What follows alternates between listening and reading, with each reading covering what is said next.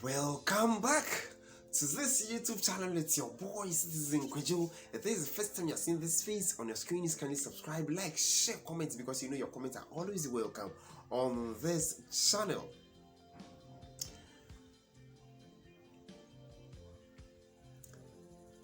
I am praying and I am asking myself, when will Nigeria be the Nigeria we knew many years ago? I am in shock. I am in pain. Because over the years, Nigerians have, or leaders in Nigeria have shown that they are nothing but just a waste of time.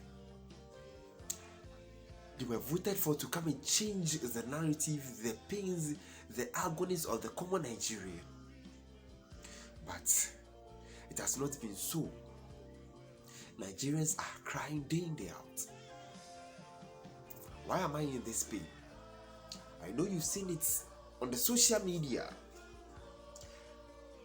Nigerians who went on a peaceful demonstration, they went protesting, they went asking the government for a better standard of living.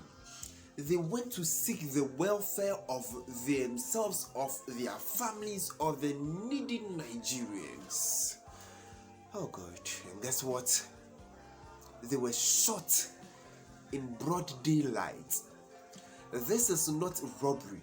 Pictures that I'm showing you are not pictures from a robbery attack. These are peaceful demonstrators who went on to demonstrate, to call on government for the betterment of their country. They are suffering, they are wailing, they do not have electricity, they do not have water, they do not have better educational system. Standard of living have become so difficult for them to be able to have just peace of mind, to be able to acquire, to have a minimum wage that will be able to cater for their lives. And these people were shot, some were killed, some were arrested, and a whole lot of, in fact, serious things that went on. The government ordered policemen to deal with protesters, people who were advocating for the right things to be done in their own country.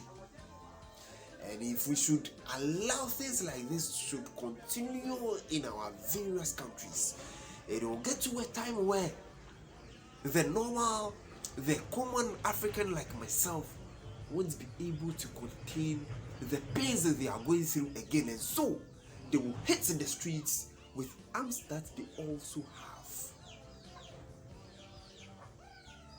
So is it wrong now in our continent for people to wake up and protest, just like it is happening in Ghana as well? People want to go on demonstration and the police are doing everything possible to stop those people to protest for the right things to be done in their country.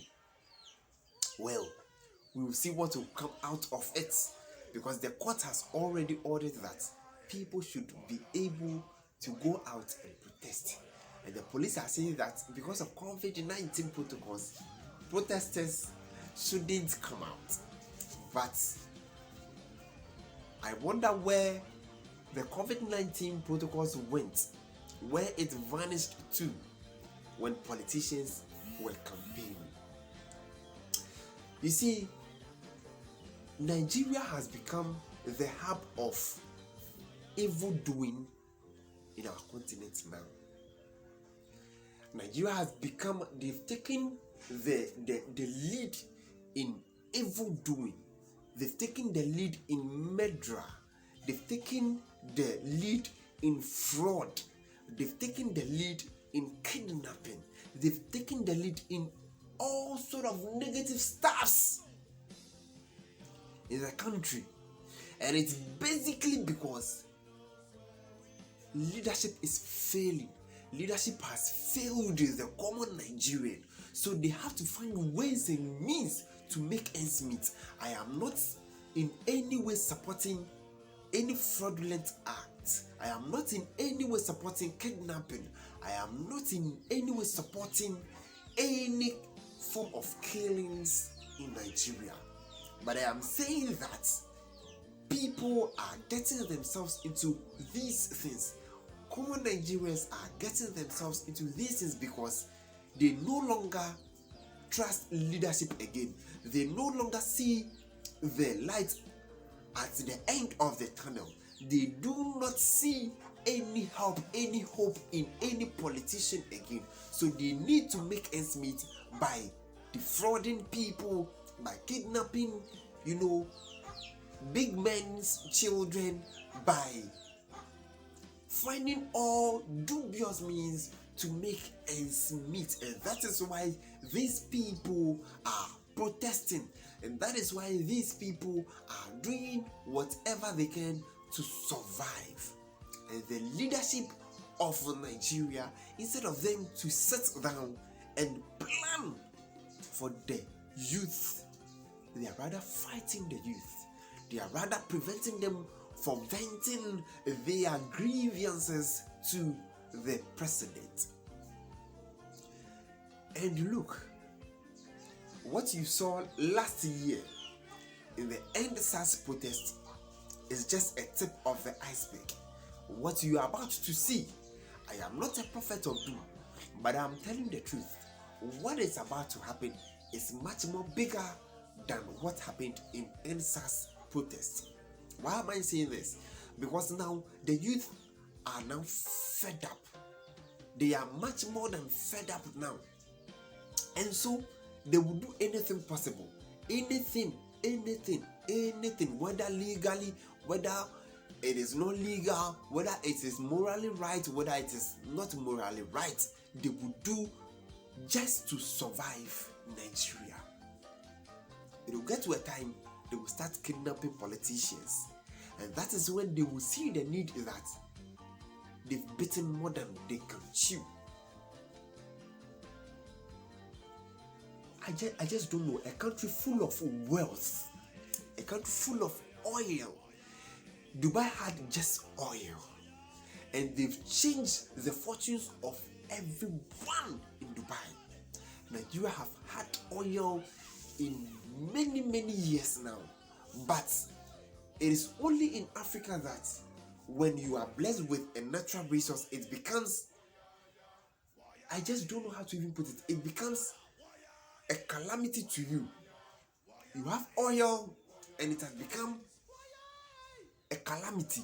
It has become a curse on the common individual, common Nigerian, common African in that country. Why should it be so that we live in such a continent full of natural resources and the common African child can't predict his future? He doesn't know what the future holds for him or her. And you think this is the right thing to do? A few days ago, I saw, I think on YouTube, Africans who had used the Mediterranean Sea, they got to Spain, they were now jumping the Mediterranean Sea. When they got to the beaches, policemen, Spanish policemen were chasing them, they were on them, shooting them, and all that. Why should it be so? If we put our continent on the map, leadership need to wake up, leadership need to work, because gradually the youth are losing, that confidence we have in political governance. And so they've taken it upon themselves to do whatever it takes to make ends meet. Why should an African child be swimming the Mediterranean Sea to get to Europe when you have everything over here? When you can build affordable homes just like it's being done in Rwanda. I am not sure anyone from Rwanda from now will be swimming in the Mediterranean Sea going to look for greener pastures, because the greener pastures is already happening in their country. If we would do what it takes to make the livelihood of the youth, those who are poor, those who were on the queue or in the queue going to vote for you, Buhari, if you are going to make sure that these people are catered for, they are the ones who are going to support you. They are the ones who are going to protect you.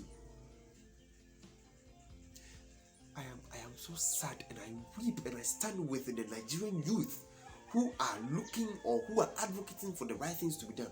I support you. I am with you. I am by you. The right things need to be done. We need to put governments on their toes because they have amassed wealth for themselves for long. It is time. We need to push them. We need to squeeze the hell out of them. Because it hurts that our fellow brothers in Nigeria are going through this just to make ends meet. It shouldn't be so. Buhari, please be a generational thinker. Just like it's been done in Rwanda. Let's change this, not only going for Buhari, but to every African leader. Think.